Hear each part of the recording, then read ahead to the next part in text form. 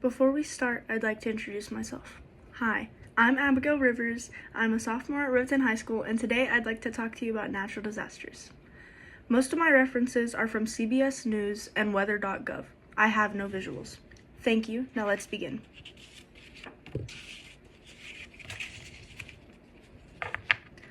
When I was younger, I lived near Houston, Texas. Now, if you don't know, Houston, Texas gets the worst of hurricanes during June. June is hurricane season. At the time I lived there, we were hit by Hurricane Milton. As a result of this, I became obsessed with learning all about natural disasters and how I can help people from them. Now you may be thinking, if I were in a natural disaster, do I need to evacuate? When do I need to evacuate? Do I need to save food?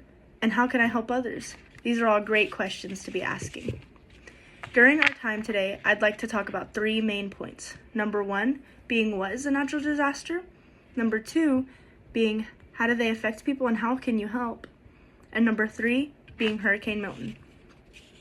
For my first point, I'm going to talk about the different types of natural disasters. What is a natural disaster? When you think of natural disasters, you might think of tsunamis, tornadoes, and earthquakes. These are the top 3 natural disasters that happen in the US. But you probably don't think of the more uncommon ones, like volcanic eruptions, blizzards, and hurricanes.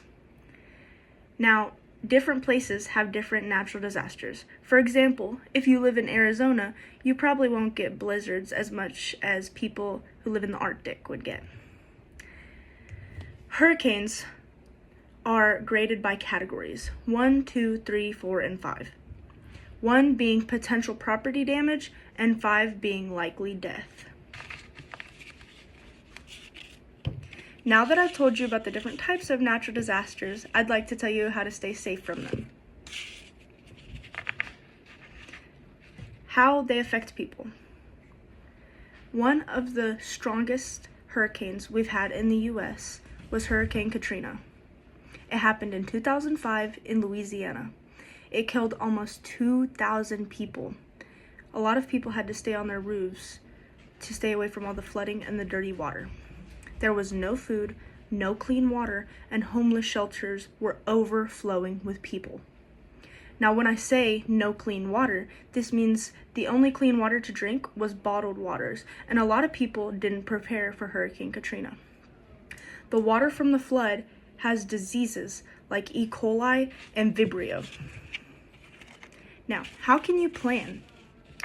The first question you should ask is, what zone do you live in? Do you live on the Gulf Coast or the Atlantic Coast?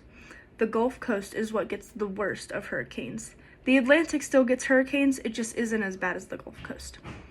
Now, if you live in the Atlantic, you should have a normal survival kit.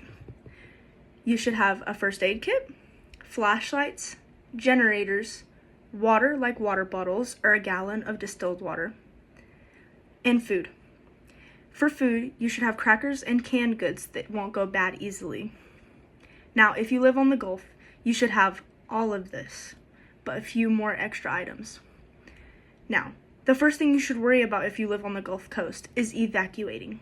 You need to evacuate as soon as possible, but sometimes there is no gas, so you can't drive to evacuate. If you're unable to evacuate, you need storm shutters to cover your windows from the heavy winds and water that can come in, and sandbags to put in front of your doors to again stop water from coming in. Now that I've talked about the dangers of natural disasters and how to stay safe from them, I'd like to talk about the current hurricane in Florida, Hurricane Milton. What is Hurricane Milton and how can I donate and help? Hurricane Milton is a Category 3 hurricane affecting the majority of Florida. As of October 16th, 24 people have been pronounced dead because of this hurricane. There is little to no gas in Florida, meaning that most Floridians cannot leave even if they wanted to evacuate.